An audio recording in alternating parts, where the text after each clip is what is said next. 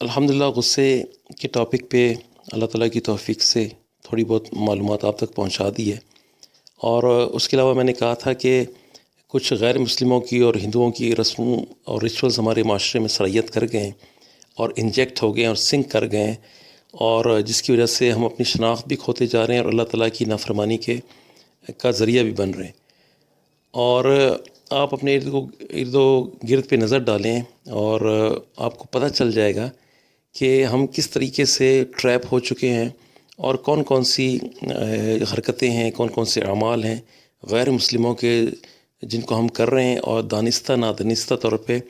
بہت بڑے سرکشی کا شکار ہو رہے ہیں۔ حقیقت یہ ہے کہ ہماری یہ روش اور ہمارا یہ ایٹیٹیوڈ یہ وہ نہیں ہے جو آپ علیہ السلام نے جس کا حکم دیا اور جو وہ چاہتے تھے۔ عبادات سے لے کر معاملات تک، رہن سہن سے بول چال تک، اور ہر چیز میں وہ طریقہ اختیار کر لیا ہے جو خاص طور پر کفار کا طریقہ ہے۔ اور مسند احمد کی حدیث 264 کے مطابق آپ علیہ السلام نے فرمایا یہود و نصارہ کی مخالفت کرو۔ اٹ مینس کہ جو بھی غیر مسلم ہیں ان کی مخالفت کی جائے گی، اور بہت سی چیزیں بتائیں کہ فلاں چیز میں مخالفت کرو، فلاں میں مخالفت کرو۔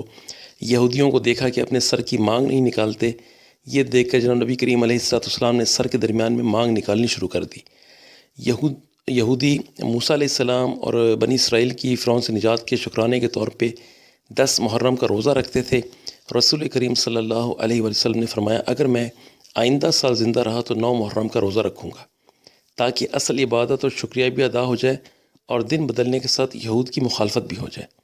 اور یہ صحیح مسلم کی حدیث 1134 ہے۔ اب کوئی ایسا کام جو کفار کا خاص طریقہ ہو، اگر قرآن و حدیث میں اس کی واضح طور پر ممانعت نہ بھی آئی ہو، تب بھی مسلمانوں کو اس سے بچنا چاہیے، کیونکہ جو کسی قوم کے ساتھ مشابہت اختیار کرے، رسول اللہ صلی اللہ علیہ وآلہ وسلم نے فرمایا کہ وہ انہی میں سے ہے۔ لیکن اب صورتحال یہ ہے کہ مسلمانوں نے کفار کے وہ طریقے بھی اپنا لیے ہیں جن سے صاف طور پر اللہ تعالیٰ نے اور رسول اللہ صلی اللہ علیہ وآلہ وسلم نے منع فرمایا ہے۔ خصوصاً ہندو قوم کے بے شمار عقائد اور رسوم و رواج مسلمانوں میں رائج ہیں اور ہمارے اندر سرایت کر گئے ہیں، اور اسی طرح عبادات سے لے کے معاملات تک جتنے ہندوؤں کے کام تھے وہ بھی ہم میں سرایت کر گئے ہیں۔ اور اس کے علاوہ پہلی تو آپ کو یہ بتاتا جاؤں کہ جو تسبیح ہے، جو ہم تسبیح پڑھنا لازم سمجھتے ہیں، اور یہ جو چائنا کی بنی ہوئی تسبیح ہے اور بہت عقیدت سے لوگ استعمال کرتے ہیں، اس کے بارے میں بات سن لیں کہ رسول اللہ صلی اللہ علیہ وسلم نے انگلیوں پر اللہ کا ذکر گننے کی تلقین فرمائی، اور سنن ابو داؤد کی حدیث ہے، حدیث نمبر 1501، اس میں فرمایا کہ انگلیوں کے گروہوں پر گنو کیونکہ ان سے سوال کیا جائے گا اور یہ بلوائی جائیں گی۔ اب ہندو مالا جپتے ہیں، ان کے ہاتھ میں بھی اگر آپ کو دیکھنے کا اتفاق ہو سوشل میڈیا پہ تو ان کے ہاتھ میں بھی ایک مالا ہوتی ہے، انہوں نے وہ مالا رکھی ہوئی ہے، مسلمانوں نے تسبیح رکھ لی۔ یہ تسبیح آپ کو جناب نبی کریم علیہ السلام کی حیات طیبہ میں نہیں ملے گی، اور ایسے مسلمان کو موقع ہی کب ملتا ہے کہ وہ تسبیحات کا شوقین ہو اور تسبیحات کرتا پھرے، اور کوئی دوست آ گیا، کوئی مصروفیت ہوگی، وہ تو نماز مسلمان چھوڑ دیتا ہے، تو تسبیحات کا موقع کہاں ملے گا۔ لیکن جو لوگ تسبیحات کرتے ہیں وہ بھی یہ دانوں والی تسبیح کو لے کے اس کو کرنا پسند کرتے ہیں، جو کہ ہندو سادھوؤں کا طریقہ ہے، اور ہندو اپنی کٹیاؤں میں گیان دھیان میں مشغول رہتے ہیں، اور مسجد میں یہ طریقے چل نہیں سکتے ہیں۔ مسلمان نے اس کے جواب میں کیا کیا کہ خانقاہیں بنا لی ہیں، 1.25 لاکھ کے وظیفے شروع کر دیے ہیں، خواہ بندوں کے حقوق بالکل برباد ہو جائیں، خواہ کفار مسلمانوں کے ممالک پر قابض ہو جائیں،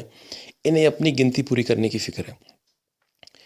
اور یہ طریقہ نبی کریم علیہ السلام کا طریقہ نہیں ہے، اس لیے طریقہ وہی اختیار کرنا چاہیے جو آپ علیہ السلام نے بتا دیا ہے اور جس کی ہدایت فرما دی ہے۔ اور ایک کتاب ہے تحفۃ الہند، بہت زبردست کتاب ہے، اس میں لکھا ہے کہ ہندوؤں کے دین میں ہر کام سے پہلے گنیش کا نام لینا ضروری ہے۔ وہ ہر کام سے پہلے کہتے ہیں سری گنشائے نما، یعنی گنیش کو میری نمسکار یعنی تسلیمات ہے۔ اب گنیش کون ہے؟ یہ مہادیو کا بیٹا ہے جس کا سر ہاتھی کا سا ہے، اور وہ ہندوؤں کا بہت بڑا دیوتا ہے۔ معلوم ہوا کہ ہندوؤں کے ہاں ہر کام کی ابتدا خالق کے بجائے مخلوق کے نام سے کی جاتی ہے۔ اب مسلمانوں کا حال دیکھیے، آپ کبھی ٹریول کریں یا آپ کو اتفاق ہوا بھی ہوگا بسوں اور ویگنوں میں، وہ ڈرائیور گاڑی پہ بیٹھا ہے، اللہ کا نام نہیں لیتا، بسم اللہ نہیں پڑھتا، یا پیر استاد یہ کہے گا یا کوئی اور لفظ کہے گا یا غوث اعظم اور اس طرح کے الفاظ۔ اس بیچارے کو یہ نہیں پتہ ہے کہ بھائی تم کو تمہارے نبی نے صلی اللہ علیہ وآلہ وسلم نے ایک دعا سکھائی ہے، وہ دعا ایٹ لیسٹ یاد کر لو، یا اگر دعا تم پڑھنے میں کمزور اور دعا تمہیں یاد نہیں ہے تو کم از کم بسم اللہ پڑھ کر تو گاڑی کو سٹارٹ کر دو۔ کوئی اگر کشتی میں بیٹھا ہے تو یا خواجہ خضر کا نام لیتا ہے، اور طرح طرح کے انہوں نے عقیدے بنائے ہوئے ہیں۔ اب اس عقیدوں کے ساتھ آپ کیا اللہ تعالیٰ کی طرف سے رحمت اور برکت کی امید کرتے ہیں؟